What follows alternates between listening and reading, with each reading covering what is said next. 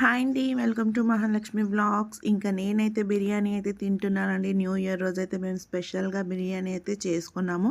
Super టేస్టీగా ఉందండి. చాలా చాలా బాగుంది. నేనైతే వీడియో గురించి ఒక హాఫ్ కేజీ, 1 కేజీ అయితే ఇలా చేయనండి.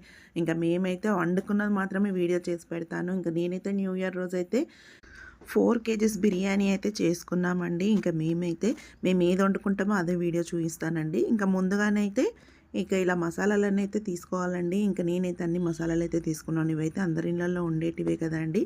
ఇంకా ఇలానైతే మసాలా తీసుకోవాలి. ఇంకా దీంట్లోనైతే జీలకర్ర వేసుకోవాలండి. పౌడర్ చేసేటప్పుడే జీలకర్ర దాంట్లో వేసుకోవాలండి. నేనైతే దీంట్లో చూపిస్తున్నాను కదా. ఇంకా దీంట్లో కొన్ని అయితే ఇలా పౌడర్ చేసుకోవాలి. ఇంకా కొన్ని అయితే దాంట్లో వేసుకోవడానికి మిగిలించుకోవాలి. ఇలా నేనైతే పౌడర్ చేసి పక్కన పెట్టుకున్నాను. ఇంకొక కడాయిలోనైతే ఆయిల్ వేసి, ఆయిల్ వేడెక్కిన తర్వాతనైతే ఉల్లిపాయ వేసి అయితే గోల్డ్ కలర్ వచ్చే వరకు అయితే వేయించుకోవాలండి. ఇలా ఉల్లిగడ్డ వేయించేంత వరకు అయితే మనం చికెన్ అయితే కడుక్కుందాము. ఇలా నేనైతే చికెన్ తీసుకొని అయితే బాగా కడుక్కొని అయితే పెట్టుకున్నానండి. ఇంకా దీంట్లోనైతే ఒక 1 స్పూన్ పసుపు వేసుకోవాలి. ఇంకా నేనైతే ఒక 5 స్పూన్ల కారం వేస్తున్నానండి. పెద్ద స్పూనేనండి కారం అయితే. నేనైతే 4 కిలోల చికెన్ తీసుకున్నాను కాబట్టి ఇంకా మేమైతే తక్కువే తింటాము. ఇంకా మీరు ఎక్కువ తింటేనైతే మీరు ఎక్కువ వేసుకోండి. కారం, ఉప్పు మీ టేస్ట్కి తగ్గట్టు మీరు వేసుకోండి. ఇంకా నేనైతే ఉప్పు 4 స్పూన్లు వేస్తున్నాను. ఇలా అల్లం వెల్లుల్లి పేస్ట్ కూడా దీంట్లోనే వేసుకోవాలి. నేనైతే ఒక 3 అల్లం వెల్లుల్లి స్పూన్స్ అయితే పెద్దవి వేస్తున్నానండి. ఇంకా నేనైతే దీంట్లో కొంచెం మిగిలించుకున్నాను కదా, కొంచెం పౌడర్ చేసిన తర్వాత ఇంకా ఇది కూడా దీంట్లో నుంచి కొన్ని కొన్ని అయితే వేసుకోవాలండి. దీంట్లో కొంచెం కొంచెం తీసుకొని వేసుకొని ఇంకొంచెం అయితే మనము ఎసరు పెట్టినప్పుడైతే నీళ్ళల్లో వేసుకోవాలండి. ఇలా మిగిలింది వేసిన తర్వాతనైతే ఇంకా పెరుగు వేసుకోవాలి దీంట్లోనే. నేనైతే ఇలా ఫుల్గా 2 పెద్ద ప్యాకెట్లు అయితే వేసుకుంటున్నాను.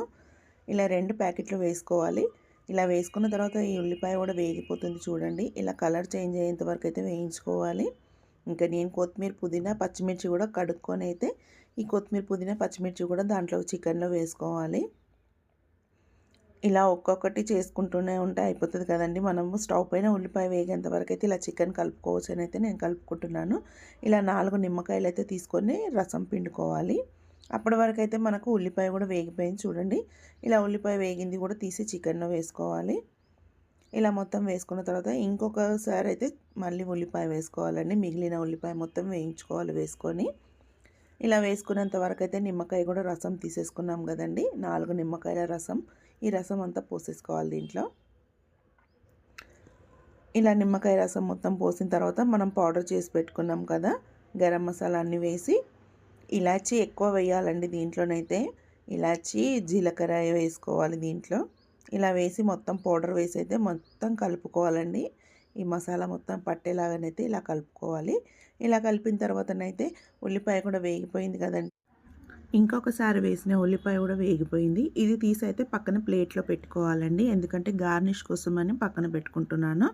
ఇలా కొంచెం పక్కన పెట్టిన తర్వాతనైతే ఆ స్టవ్ అయితే ఆఫ్ చేసుకోవాలండి. ఇంకా ఈ ఆయిల్ ఉంది కదండి, ఈ ఆయిల్ మొత్తం అయితే చికెన్లో వేసుకోవాలండి. ఎందుకంటే ఈ వేడి వేడి ఆయిల్ వేస్తే టేస్ట్ చాలా బాగుంటుంది కాబట్టి ఇలా ఆయిల్ అయితే మొత్తం వేసుకుంటున్నానండి. పావు కేజీ వరకు ఉంటుందండి ఆయిల్ అయితే.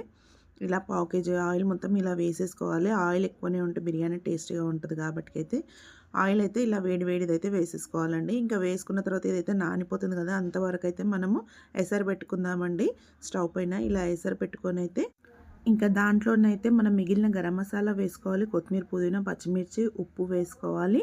ఇలా అల్లం వెల్లుల్లి పేస్ట్ కూడా వేసుకోవాలండి. ఒక 1 స్పూన్ అంతా నిండుగా వేసుకోవాలి. ఇలా అల్లం వెల్లుల్లి పేస్ట్ వేసి కొంచెం ఆయిల్ వేసుకోవాలి. ఇలా ఆయిల్ వేసి అయితే ఇంకా ఎసరైతే రానివ్వాలండి. ఎసరు వచ్చేంత వరకు అయితే మనం బియ్యం అయితే కడుక్కోవాలి.